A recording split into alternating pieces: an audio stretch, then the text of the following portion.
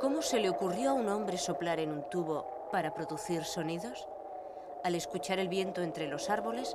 ¿O quizás, por casualidad, acercó a sus labios una caña o un cuerno de animal?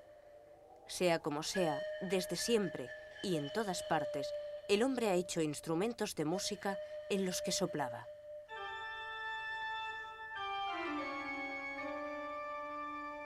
A partir del siglo XVII se inició un importante proceso de mejora que conduciría a los instrumentos altamente perfeccionados que conocemos ahora. Todos ellos forman la familia de los instrumentos de viento.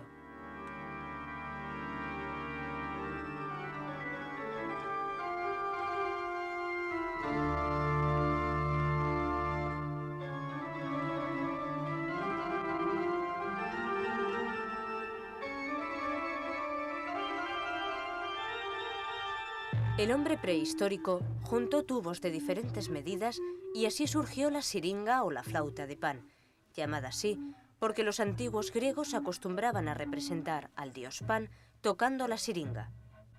En todas las civilizaciones antiguas, incluso en las más primitivas, encontramos pinturas y esculturas que demuestran la existencia de este antepasado de las flautas y trompetas actuales. Hecha de hueso, de caña o de cerámica, la flauta de Pan aún se utiliza en el este de Europa y en América Latina.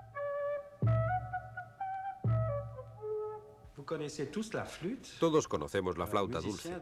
Para variar su sonido, el flautista ha de alargar o acortar la columna sonora tapando o abriendo los agujeros. Si introducimos un tapón dentro de la flauta, también conseguimos sonidos de frecuencias diferentes. Podemos emitir un sonido como este, acortando el tubo. Tenemos un sonido más agudo. También puede utilizarse un conjunto de tubos diferentes. Cada uno tiene una longitud determinada y produce un sonido distinto. Este es el mecanismo de la flauta de Pan y de los instrumentos más primitivos. Pero también lo es del órgano, que consta de un número muy elevado de tubos. Algunos llegan a tener hasta 10 o 20.000, cada uno de los cuales posee un sonido propio. Aquí, por ejemplo, vemos un pequeño tubo con embocadura de flauta, que produce un sonido bastante agudo. Este tubo grueso actúa de la misma manera, pero tiene una sonoridad mucho más grave. Y aquí tenemos otro, llamado tubo de lengüeta. Es un tubo de trompeta que tiene un timbre totalmente diferente. La gran riqueza del órgano proviene precisamente de esta enorme variedad de tubos. En reposo, el órgano no produce ningún sonido. Cada vez que tiro de uno de los registros, consigo un timbre muy preciso. Este juego se llama tubo de 8 pies. ¿Por qué se llama así? Porque los tubos están colocados en la parte delantera y el más grande, es decir, el más grave de la fachada, mide teóricamente 8 pies, lo que hace 8 veces 30 centímetros.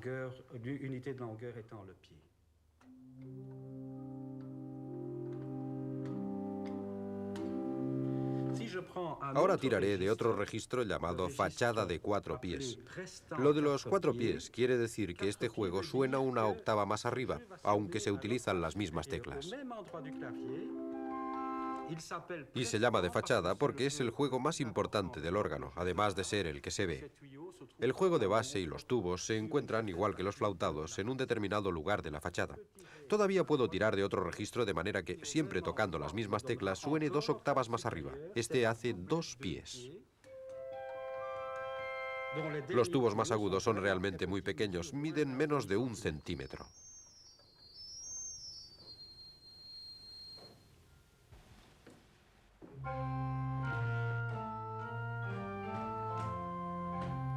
El órgano también tiene un pedal que se puede sincronizar con el otro teclado o con otros teclados.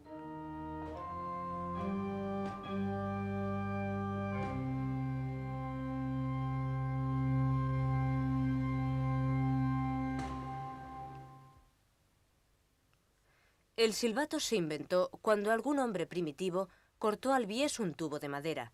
Solo puede producir un sonido. Pero si el tubo se perfora por diversos lugares muy concretos, entonces produce sonidos diferentes según queden los agujeros, abiertos o tapados. Así nació la flauta dulce, que se utiliza en muchas escuelas. Sin embargo, en la actualidad, la flauta travesera, llamada así porque se toca al través, es la más conocida en Occidente.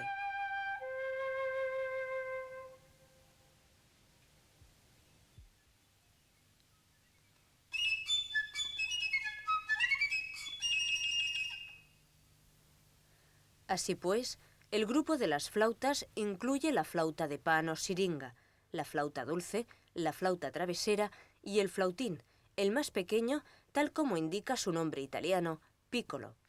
La lengüeta o caña es una pequeña lámina flexible cuyo extremo es muy fino.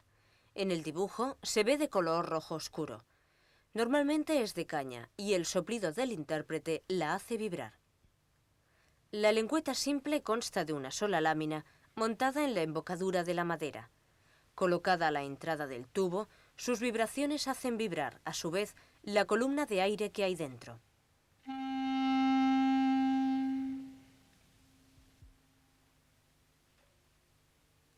En el cuerpo del instrumento hay unos agujeros que permiten, como en el caso de las flautas, producir sonidos de altura diferente.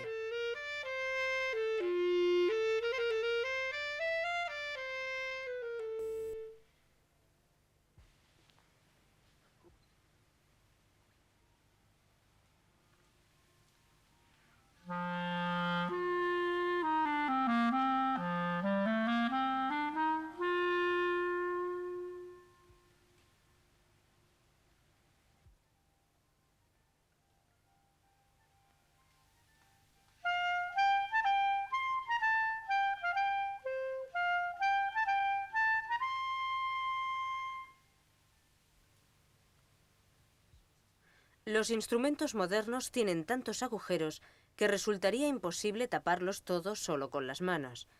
Van equipados con un mecanismo ingenioso formado por pequeños tapones llamados claves que se pueden abrir y cerrar.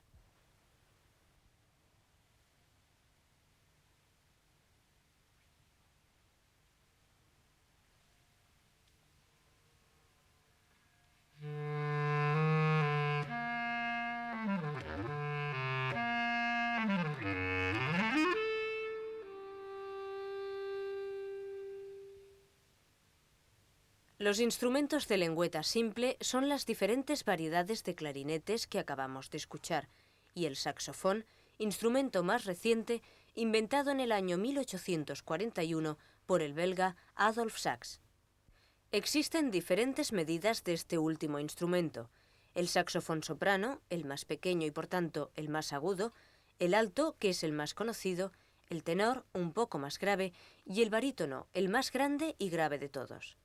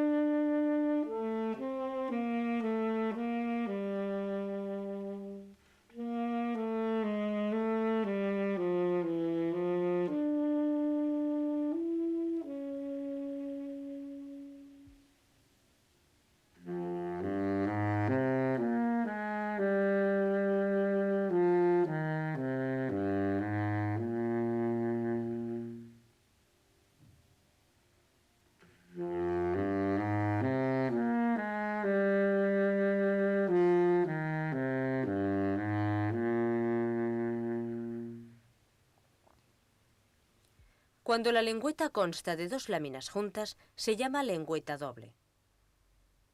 Los instrumentos de lengüeta doble son el oboe, descendiente del aulós de los griegos, el corno inglés, el fagot y el contrafagot.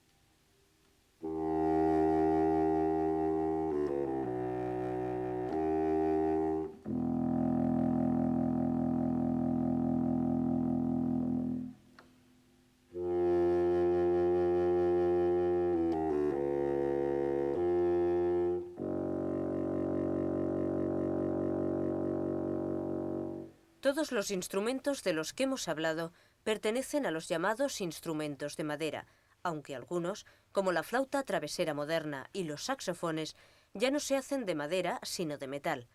Los colocamos dentro del mismo grupo por la similitud de su timbre, muy diferente del de los llamados metales. Probablemente el más antiguo de estos últimos sea la trompa de caza, antepasado del corno de armonía o trompa actual.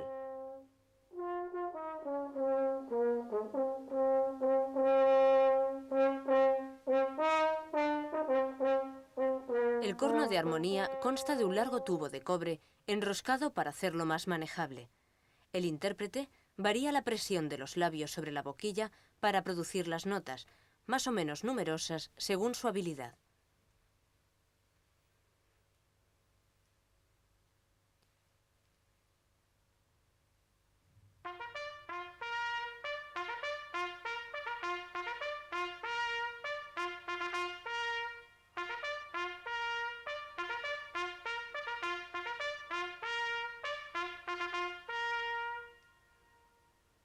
Los pistones, inventados en el siglo XIX, permiten modificar los circuitos de los instrumentos de viento o ampliar su registro.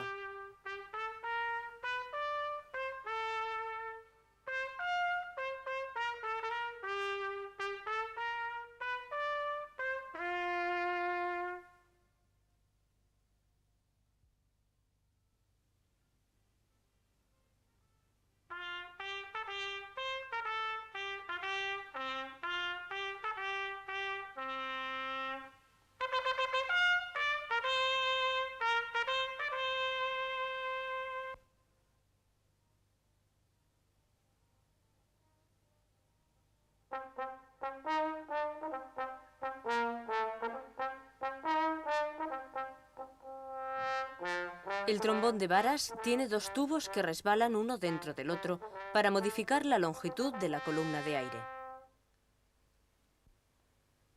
El bugle de pistón está menos perfeccionado que la trompeta, pero es apreciado por los no profesionales porque es más fácil de tocar.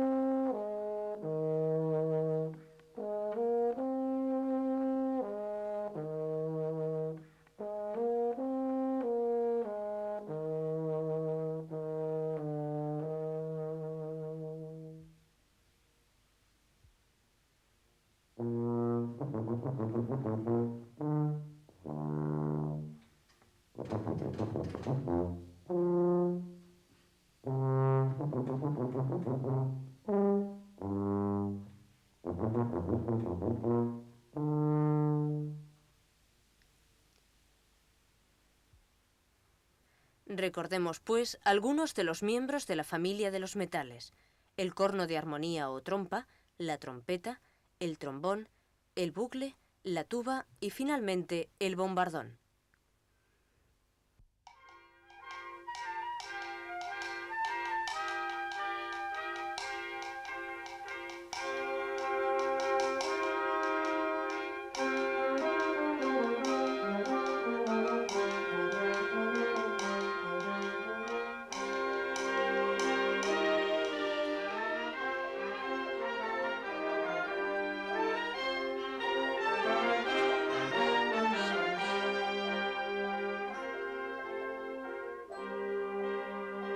Algunos conjuntos de instrumentos de viento, llamados bandas o charangas, están formados exclusivamente por metales y unas cuantas percusiones.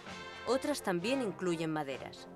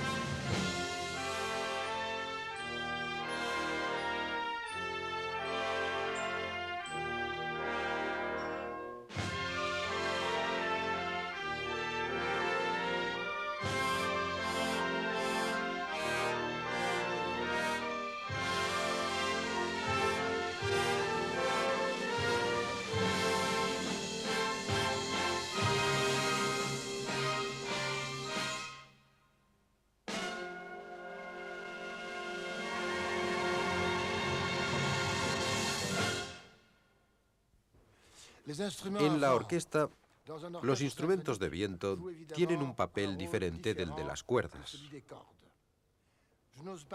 No me atrevo a afirmar que los instrumentos de viento tengan un papel más difícil. No lo digo. Y sin embargo, lo pienso. No se debe a que las partituras sean más complicadas, sino a que cada intérprete está solo. Todos son solistas. En nuestra orquesta, por ejemplo, hay 3 clarinetistas y cada uno toca una partitura diferente. En cambio, los 14 o 16 primeros violines tocan todos lo mismo. Puede decirse, por lo tanto, que tocar un instrumento de viento es más arriesgado.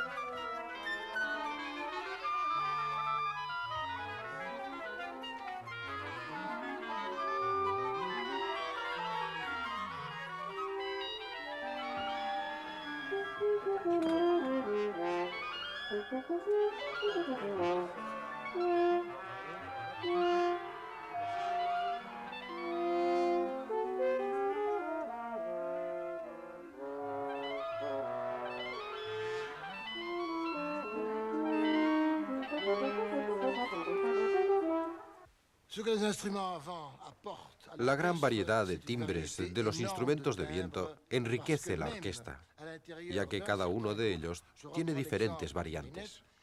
Como ya he dicho, tenemos 3 clarinetistas, pero cada uno toca un instrumento diferente. Está el clarinete pequeño, muy brillante y agudo, pero a la vez muy incisivo. También está el que podríamos llamar clarinete mediano, que nos seduce por su timbre aterciopelado. Y finalmente, el inquietante clarinete bajo, instrumento mucho más grave. Así que, dentro de una misma familia hay 3 hermanos que tienen un carácter esencialmente diferente.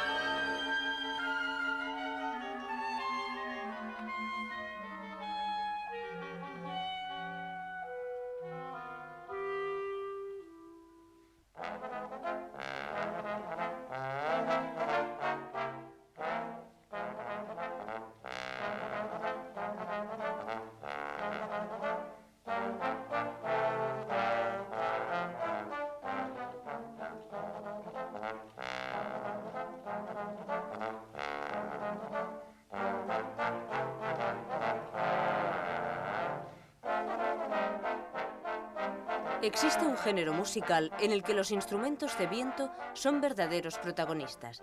Se trata del jazz.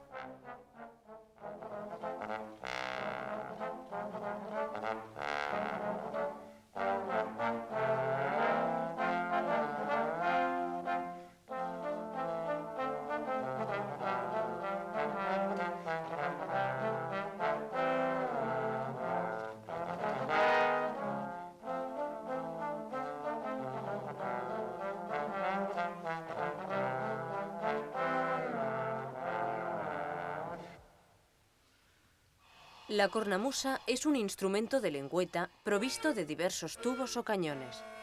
El aire proviene de un saco de cuero que el músico comprime con el brazo y que alimenta insuflándole aire.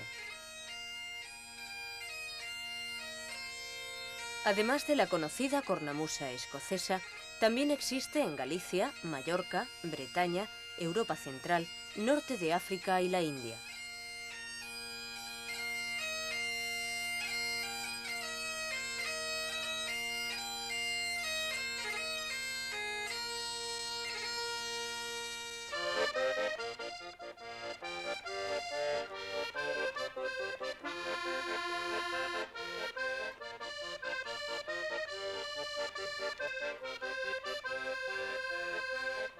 El acordeón también tiene lengüetas de metal. Cada una corresponde a una válvula del teclado y vibran por el aire que insufla el fuelle. Las posibilidades musicales del acordeón son muy amplias.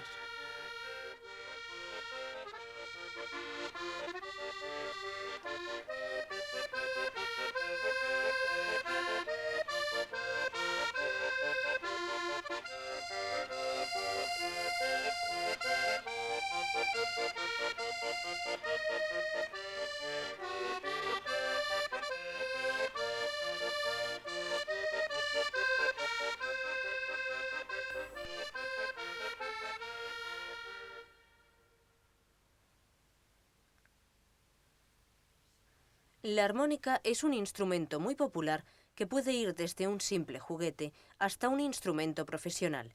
Es pequeña, barata y relativamente fácil de tocar.